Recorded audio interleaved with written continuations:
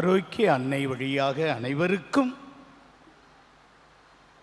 நலன் தர உம்மை மன்றாடுகிறேன். ஜுஜு பப்ளு இவர் நல்லவர், நல்ல மனிதர். ஊட்டி போன்ற ஒரு உயர்ந்த மலைப்பாங்கான இடத்திற்கு சுற்றுலா சென்றிருந்தார். நண்பர்களோடு மலையின் உச்சியிலே சுற்றி பார்க்கையிலே மாலை நேரம் பொழுது மங்கிவிட்டது. அங்கே எட்டி பார்த்தார். அவரை ஏதோ ஒரு கல் தட்டிவிட்டது. அவர் முட்டி மோதிக்கொண்டு மலையிலிருந்து, மலையின் உச்சியிலிருந்து பாதாளத்திலே விழுந்து கொண்டிருக்கிறார்.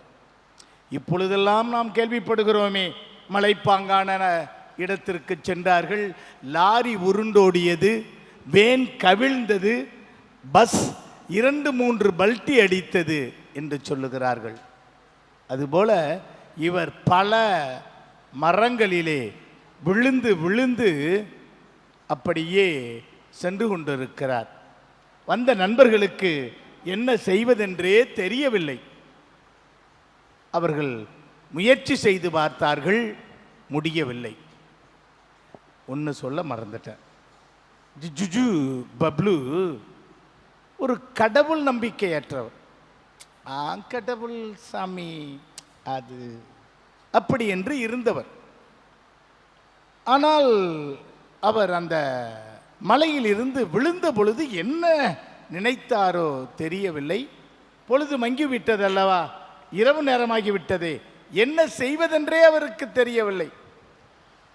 ஒருவேளை கடவுள்கிட்ட கேட்டு பார்ப்போமே அப்படின்னு, கடவுளே எனக்கு ஒரு பாதுகாப்பை கொடு, என்னை காப்பாற்று, நான் இருக்கிறேன்னு நம்புகிறேன்.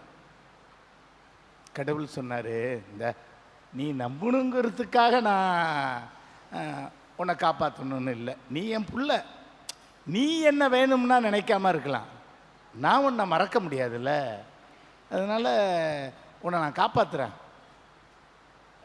ஒன்று செய்கிறியா? ஒரு டீல். கடவுள் சொல்கிறார், உனக்கும் எனக்கும் ஒரு டீல். என்ன கடவுளை? நீ இப்போ பிடிச்சிக்கிட்டு இருக்கீல்ல ஒரு மரம், அந்த மரத்துலேருந்து 2 கையை எடுத்துரு. என்ன கடவுளை, என்னை காப்பாற்ற சொன்னால் நான் சுத்தமாக இல்லாமல் போகிறதுக்கு வழி சொல்கிறீங்களே அப்படின்னு இவர் சொல்லிட்டு யோசித்தார். சரி பார்த்துக்குவோம், எனக்கு படு பாதாளம், கையை விட்டார்னா போச்சு, லைஃபே போச்சு, உயிர் பிழைப்பாரான்னு தெரியாது. இப்போ கடவுள் வேலை ஒரு டீலு, நீ கையை எடு, நான் உன்னை காப்பாற்றுறேன். இப்படியே போச்சு. நல்ல குளிர் பனி. காலையில் மலை அடிவாரத்துக்கு அவங்க நண்பர்கள்லாம் வந்திருந்தாங்க. பார்த்தா மரக்கிளையில் அப்படியே பிடிச்சி தொங்கிக்கிட்டு இருக்காரு. ஒன்று இவர் கடவுள் பேச்சை கேட்டிருக்கலாம், ஒருவேளை.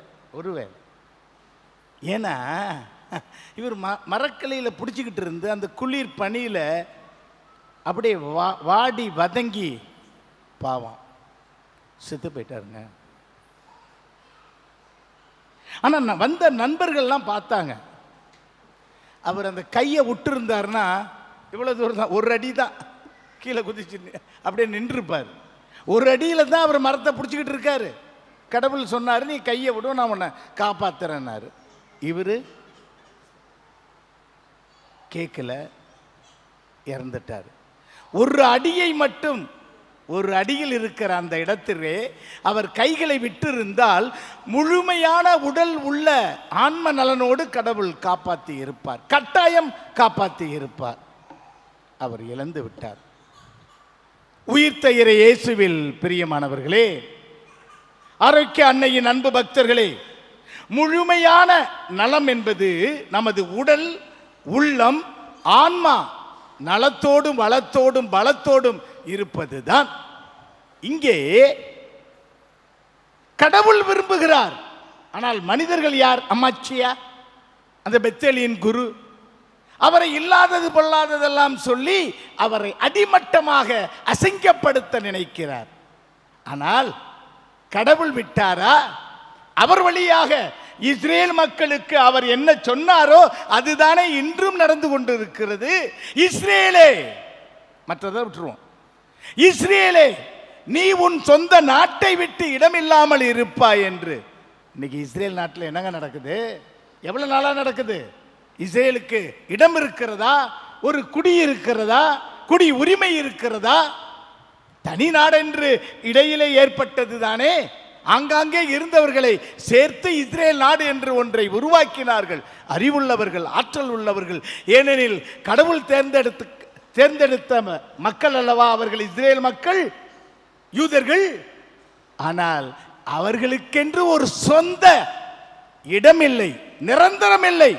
போர் போர் போர் நடந்து கொண்டுதானே இருக்கிறது. நாடோடிகளாகத்தானே இருந்து கொண்டிருக்கிறார்கள். அவர்கள் வாழ்வது உறுதி இல்லையே. கடவுள் சொன்னது தப்பாது. இயேசு கிறிஸ்துவில் பிரியமானவர்களே, நற்செய்திக்கு வருவோம். இயேசு கிறிஸ்து ஒரு முடக்கு வாதமுற்றவரை குணப்படுத்திய நிகழ்ச்சியை பார்க்கிறோம். இங்கே அவரை பார்த்து உன் படுக்கையை தூக்கி கொண்டு நட என்பது தனிப்பட்ட பாவத்தினால் வந்த தண்டனை மட்டுமல்ல, அதிலிருந்து அவர் விடுதலை பெறுவதாக நாம் நினைக்க கூடாது. இது ஒரு சமூக சோசியல், ஒரு சமூக அக்கறை உள்ள ஒரு நிகழ்வு. இதை சமூகத்தளவிலே நாம் ஒப்பிட்டு பார்க்க வேண்டும். இன்று இந்த சமூகம் உலகிலே பல நிலைகளிலே, பொருளாதாரத்திலே, ஆன்மீகத்திலே, உடலியலிலே, சமூக வாழ்க்கை கூட்டுரிமையிலே இவர்கள் முடங்கி போயிருக்கிறார்கள். கிரிப்பிள்டு, தங்களால் ஒன்றும் செய்ய முடியாமல் இருக்கிறார்கள். யார் கண்டுகொள்கிறோம்? Where is the social responsibility of people, the Christians? வெறும் திருப்பலிக்கு, கொண்டாட்டங்களுக்கு மட்டும் வந்துவிட்டு செல்வதா? நமது வாழ்க்கையிலே ஆண்டவர் சொன்ன அந்த 10 கட்டளைகளையும் திருச்சபை ஒழுங்குமுறைகளையும் நாம் எண்ணி பார்க்க வேண்டாமா? ஏன் எப்படி வாழ்ந்து கொண்டிருக்கிறோம்? ஏதோ பெயரளவுக்கு தந்தை மகன் தூய ஆவி என்று சொல்லி கோயிலிலே முட்டி போட்டு முழந்தால் படியிட்டு வேண்டிக் கொண்டு பாடிக்கொண்டு சென்றால் போதுமா? இந்த உலகத்தில் இருக்கிற அவலங்கள், அவலட்சணங்கள், அக்கிரமங்கள், அநியாயங்கள் இதை கண்டுகொள்வதில்லையே. இயேசு கிறிஸ்து கண்டுகொள்கிறார். அந்த மனிதனுடைய அந்த நிலைக்கு அவன் மட்டும் காரணம் அல்ல, நீங்களும் நானும் தான். நாம் இந்த சமூகத்திலே நடந்து கொண்டிருக்கிற நிகழ்வுகளை கண்டுகொள்ளாமல் ஒதுங்கி ஓரமாக போய் கொண்டிருக்கிறோமே, அநியாயம் அல்லவா? அக்கிரமம் அல்லவா?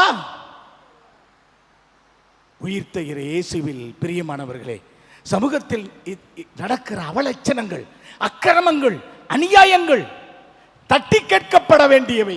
தட்டி கேட்டார் இயேசு கிறிஸ்து. எது தவறு? உன் பாவங்கள் மன்னிக்கப்பட்டன என்பதா? எழுந்து உன் படுக்கையை தூக்கி கொண்டு நட என்பதா? இந்த மத குருக்களும் அறிஞர்களும் இவர் எப்படி பாவங்களை மன்னிக்கலாம்? இவர் என்ன கடவுளா? இறைமகன். அதை அவர்கள் புரிந்து கொள்ளவில்லை. நீங்களும் நானும் இன்று புரிந்து கொள்ளாமல் வழிபாடுகளுக்கும் வழிபாட்டு கொண்டாட்டங்களுக்கும் வந்துவிட்டு செல்லுகிறோமே, அதுபோல அவர்கள் அறிந்து கொள்ளவில்லை. ஆகவே அவர்கள் குழம்பி போயிருந்தார்கள். ஆகவேதான் இயேசு கிறிஸ்து உன் படுக்கையை தூக்கி கொண்டு எழுந்து நட என்று சமூகத்தின் ஒட்டுமொத்த சமூகத்தின் பிரதிநிதியாக இருக்கிற அந்த முடக்குவாதமுற்றவரை பார்த்து இயேசு கிறிஸ்து சொன்னார். அவர் எழுந்து தன் படுக்கையை எடுத்துக்கொண்டு அவராகவே நடந்தார். இந்த சமூகம் நடக்க வேண்டும், வளர வேண்டும், முன்னேற வேண்டும். சமூக அக்கறை. 1968 ஜூன் மாதம் 2ஆம் தேதி முத்துலட்சுமி அம்மையாரை நாம் நினைத்து பார்க்க வேண்டும். இந்த சமூக அவலட்சணமான தேவ கன்னிகை, தேவதாசி முறை, அதை ஒழிப்பதற்கு அவர் முயற்சி எடுத்தார். ஒரு சாதாரண பெண்மணி படிக்க முடியாத காலத்திலே படித்து மருத்துவராகி இந்த அவலட்சணத்தை அடியோடு அழித்தொழிக்க முயற்சி செய்தார். சிறு பிள்ளைகளுக்கு இல்லம் அமைத்தார். அங்கே அடையாறிலே, சென்னையிலே ஒரு பொது மருத்துவமனையை ஆரம்பித்தார். இவர் ஒரு சமூக புரட்சி செய்யவில்லையா? ரூசோ 1778 200-300 ஆண்டுகளுக்கு முன்னால் அவர் யோசித்த, அவர் சிந்தித்த உணர்வுக்கு மதிப்பு கொடுத்தார். அவர் சிந்தனை தான் பிரெஞ்சு புரட்சியின் அடித்தளம் என்கிறார்கள் ரூசோ. அவரது சிந்தனை இந்த மக்கள் எல்லாத்திலும் சுதந்திரம் பெற வேண்டும், சகோதரத்துவம் இருக்க வேண்டும், சமதர்மம் இருக்க வேண்டும் என்று பேசினார். ஒரு புரட்சிக்கு வித்திட்டாரே. நீங்களும் நானும் இயேசு கிறிஸ்துவின் சீடர்கள் என்கிறோமே. இயேசு கிறிஸ்து அவருடைய வாழ்க்கையிலே பாருங்கள், சமூகத்தில் இருந்த அவலட்சணங்களையும் அநியாயங்களையும் அக்கிரமங்களையும் அடியோடு அழித்திருக்கிறார். ஒவ்வொரு நிகழ்விலும் பாருங்கள், நாம் வெறுமனே குறுகி பார்த்து விட்டால் அது தவறு. பரந்துபட்ட நிலையிலே பார்க்க வேண்டும். அப்படி இருக்கின்ற பொழுது முழு நலன் பெற வேண்டும் என்றால், மனித சமூகம் முழு நலன் பெற வேண்டும் என்றால், ஆன்ம, உடல், உள்ளம் எல்லாம் நலம் பெற வேண்டும் என்றால் மனிதனுக்கு எல்லாம் கிடைக்க வேண்டும். அதற்கு கடவுள் ஆசீர்வதிக்கிறார். நீங்களும் நானும் முயற்சி செய்ய வேண்டும், உண்மையை புரிந்து கொள்ள வேண்டும். உண்மையான சமதர்ம சமூக நீதிக்காக உழைக்கின்ற பொழுது ஆண்டவர் ஆசீர்வதிக்கிறார். ஆமேன்.